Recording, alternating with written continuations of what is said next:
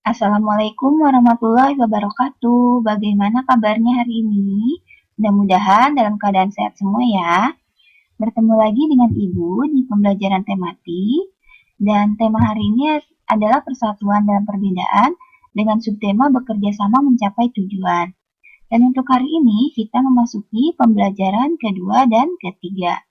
Seperti biasa, sebelum memulai pelajaran, persiapkan dulu alat tulis dan jangan lupa awali dengan membaca doa terlebih dahulu.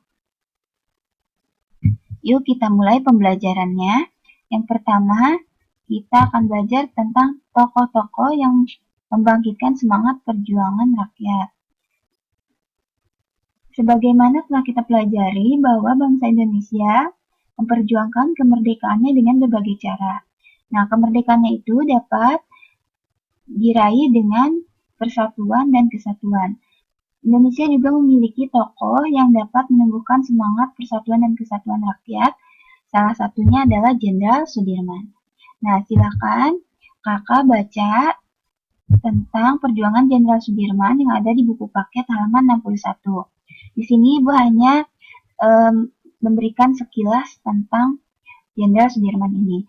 Jenderal Sudirman lahir di Purbalingga tanggal 24 Januari 1916. Dia adalah seorang pejuang dan pemimpin teladan bangsa. Ketika pendudukan Jepang, Jenderal Sudirman masuk tentara pembela tanah air atau TETA di Bogor. Kemudian, Jenderal Sudirman juga menjadi Panglima Divisi 5 Banyumas sesudah Tentara Keamanan Rakyat terbentuk dan akhirnya terpilih menjadi Panglima Angkatan Perang Republik Indonesia atau Panglima TNI. Jenderal Sudirman ini walaupun dia menderita sakit paru-paru yang parah, dia tetap bergerilya melawan Belanda. Begitupun pada bulan Desember, beliau memimpin TKR yang terlibat dalam pertempuran melawan tentara Inggris di Ambarawa. Selain itu juga beliau ikut dalam agresi militer Belanda II. Nah, beliau memaksakan untuk berjuang dalam keadaan sakit. Beliau ini merupakan pejuang yang banyak berjasa bagi bangsa Indonesia. Dan beliau ini wafat pada tanggal 29 Januari 1950.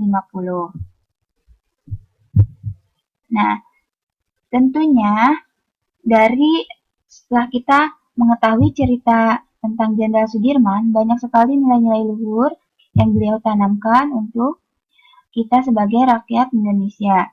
Dan kita perlu mencontohnya. Nah, salah satunya yaitu pentingnya kerjasama antar sesama. Nah, di sini ada beberapa bentuk kerjasama dan persatuan yang bisa dilakukan di rumah, di masyarakat, ataupun di sekolah. Nah, di rumah contohnya kita merapikan rumah bersama-sama dan membagi tugas masing-masing.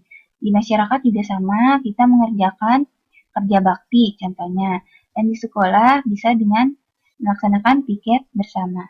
Nah, adapun tujuan dari kerjasama adalah pekerjaan jadi cepat selesai, pekerjaan jadi terasa lebih ringan karena kita membagi-bagi tugas ya, dan juga dapat mempererat tali persaudaraan. Nah, itu contoh beberapa kegiatan sehari-hari yang dapat dilakukan dengan cara bekerja sama. Kerjasama ini tidak hanya dibutuhkan dalam saat melakukan pekerjaan sehari-hari, baik di rumah, di sekolah, ataupun di masyarakat. Tapi dalam kegiatan tari juga butuh kerjasama, diantaranya tari kelompok. Tari kelompok ini adalah tari yang dibawakan oleh 3 orang atau lebih. Nah, gerakan tarinya dan tarian kelompok ini harus kompak dan serempak supaya dalam pembentukan formasi memiliki komposisi yang baik dan seimbang. Banyak sekali tarian daerah yang dilakukan secara berkelompok. Di sini Bu kasih contoh, ada tari kipas dan tari sodoran. Sebetulnya masih banyak lagi ya, seperti kemarin ada tari saman, ada tari kecak, dan sebagainya. Nah, kembali lagi, bentuk kerjasama ini bisa dilakukan juga atau pernah dilakukan oleh bangsa Indonesia dalam mempertahankan kemerdekaan Indonesia. Karena walaupun sudah memproklamasikan kemerdekaan, bangsa Belanda masih ingin menjajah bangsa Indonesia. Salah satu pertempuran yang terjadi setelah kemerdekaan adalah pertempuran Ambarawa. Nah, kakak bisa baca secara lengkap pertempuran Ambarawa yang ada di halaman 68. Nah, selanjutnya kita akan belajar tentang hewan yang biasa bekerja sama, yaitu semut. Nah, semut itu memiliki ciri khas ya.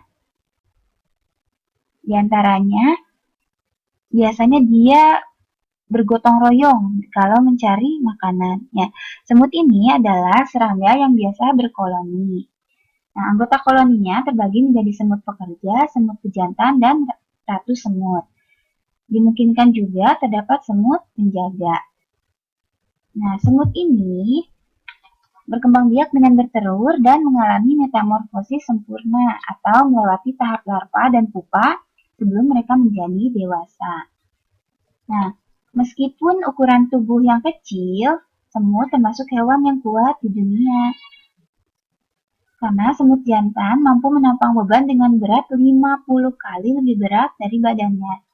Nah, selain keistimewaan tersebut, semut memiliki ciri khusus. Yang pertama yaitu dia mengeluarkan bau khusus untuk tanda bahaya. Kemudian, semut juga mempunyai antena yang berfungsi untuk membau, menyentuh, serta merasakan getaran di sekitar mereka. Dan juga semut jika berpas-pasan atau bertemu dengan sesamanya pasti saling bersentuhan. Nah, itu jadi kelihatan kebersamaannya atau gotong royongnya. Nah, ciri khusus semut itu bisa digunakan untuk dia beradaptasi dengan lingkungannya.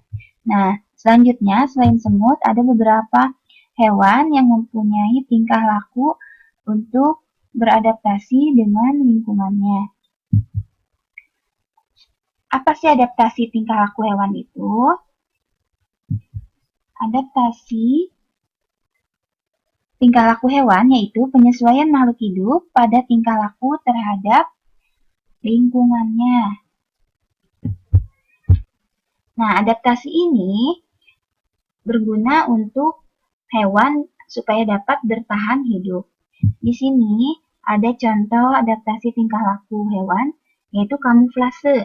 Kamuflase adalah perilaku yang dilakukan oleh seekor hewan dengan berada di tempat yang memiliki warna yang sama dengan tubuhnya. Contohnya ada singa yang bersembunyi atau berdiam di rumputan yang memiliki warna yang sama dengan bulunya. Kemudian ada juga beruang kutub yang memiliki bulu warna putih di tengah hamparan salju. Selain itu ada juga cheetah, ada juga beberapa jenis serangga yang memiliki warna seperti tempat hidupnya. Selain kamuflase, ada juga mimikri. Nah, mimikri ini adalah perilaku hewan mengubah warna tubuhnya dengan warna yang dihinggapi. Contohnya ada bunglon. Nah, bunglon jika hinggap di batang yang berwarna hijau, dia akan berubah menjadi warna hijau. Dan selainnya. Kemudian ada juga gurita. Gurita berwarna abu-abu muda dan putih. Selain itu ada juga kelinci sepatu salju. Ya. Dia dapat mengubah warna tubuhnya menjadi dari putih menjadi kecoklatan pada musim panas. Jadi kamuflase sama mimikri beda. Kalau kamuflase, hewan yang hinggap di tempat yang sama dengan warna kulitnya. Sementara mimikri adalah hewan yang berubah warna kulitnya sesuai dengan tempatnya. Itu bedanya. Kemudian selain mimikri, di sini ada juga bentuk adaptasi bentuk tubuh ya. Misalnya di sini ada bebek dan ayam. Nah, bebek ini memiliki kaki berselaput yang gunanya untuk memudahkan bebek berenang dan berjalan di lumpur. Sementara bentuk paruhnya yang sudu itu berguna untuk penyaring makanan di tempat yang berair. Sementara ayam memiliki paruh yang berukuran pendek dan tebal, gunanya untuk memudahkan ayam memakan cacing dan biji-bijian. Sementara kakinya yang dengan 3 jari yang mendatar dan memanjang memudahkan ayam untuk berjalan di tanah.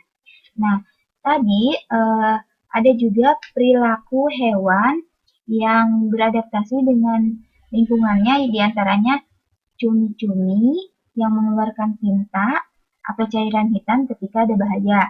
Selain itu juga ada paus yang muncul di permukaan air untuk menghirup udara dan menyemprotkan air tersebut. Kemudian ada cicak yang memutuskan ekornya jika dalam bahaya atau disebut dengan istilah autotomi. Ya. Ada juga kerbau yang berkubang untuk berendam untuk mencegah dehidrasi ketika di musim kemarau. Nah, sistem adaptasi hewan ini artinya bentuk bagian tubuh pada hewan berpengaruh dengan jenis makanan dan tempat hidupnya. Sementara fungsi sistem adaptasi pada hewan yaitu untuk mempertahankan hidup dari musuh, memperoleh makanan, bereproduksi, mengatasi kondisi fisik, lingkungan misalnya seperti tadi bebek mempunyai kaki yang berselaput karena dia misalnya mencari makan di tempat yang berair. Nah itu jadi kondisi fisik lingkungan itu seperti itu. Nah demikian pemaparan materi Ibu hari ini dari Ibu. Semoga bermanfaat dan mudah dipahami. Mohon maaf bila ada kesalahan. Tetap semangat belajar dan selalu jaga kesehatan. Assalamualaikum warahmatullahi wabarakatuh.